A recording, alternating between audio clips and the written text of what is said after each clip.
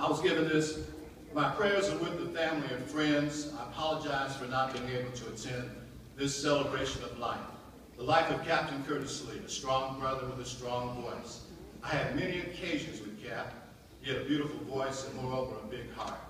Though we're not related, Captain Curtis Lee was like an uncle to me. Cap would calm me down sometimes.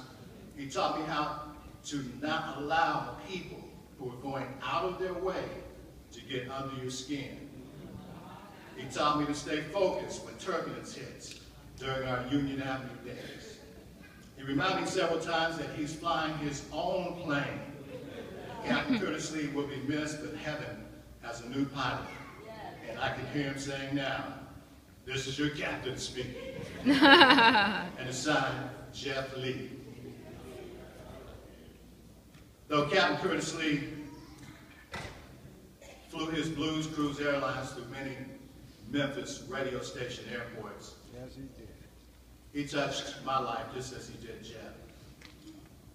Just after our departure from Clear Channel, we remained friends. Cap was a person that would keep in touch with everybody. And over these last few months of this year, Cap was a cheerleader.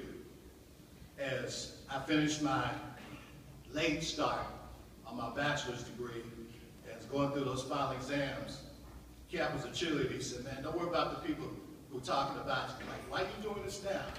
He said, "You got to do what you got to do." And I joked with Cap. I said, "Man, I wish I had my master's degree like you from the University. Because Cap had a wealth of knowledge on everything imaginable, including the Bible. So when I was announced to the evening show one year and feeling a little dejected, it was Captain Curtis Lee who got with me, and the master of lemonade, because he always say, "If you got lemons, man, let's make some lemonade." And so thus we did, and he helped me to recreate and reborn Fred's Diner.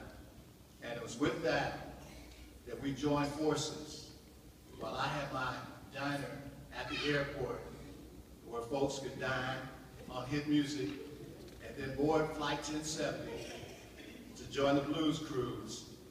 We became that theater of the mind creation that gained WDI the highest ratings in its entire history.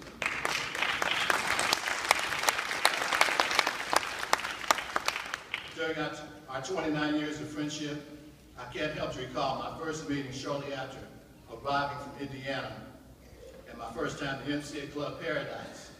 And after checking in, I was told, "You better check with Captain Curtis Lee because that's his stage." I said, "Okay." Then I realized he was also on our competition radio station. So I'm like, "Oh, this night is not going to go too well." But after the introduction, Cap, he said, "Man, welcome to town. Let's do this together." And so thus we did, until he came out of his own dressing room, changing suits every 45 minutes. I knew back then, I think I was going to be in trouble. But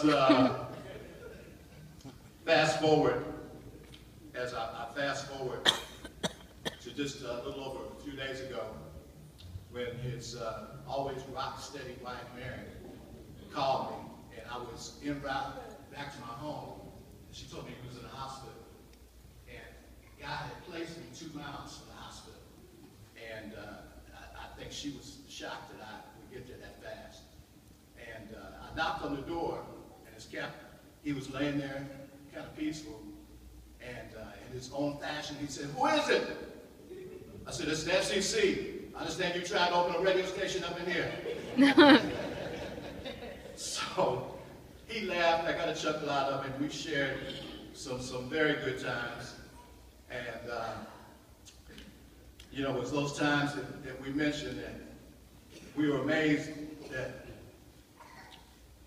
all the people, after the 6-7 years that we've been off the radio, still will come to us and say, "Wow, you guys are legends." But we didn't think of it like that. We just could do something. We were doing something that we loved every day just to entertain our audience. And so, Cap, today we're raising your captain's uniform to the top of Memphis in the Mid-South. If we had a plane, we'd park it next to Elvis's. And yes, Cap, you are a legend whose memory will live on through the history books of Memphis radio.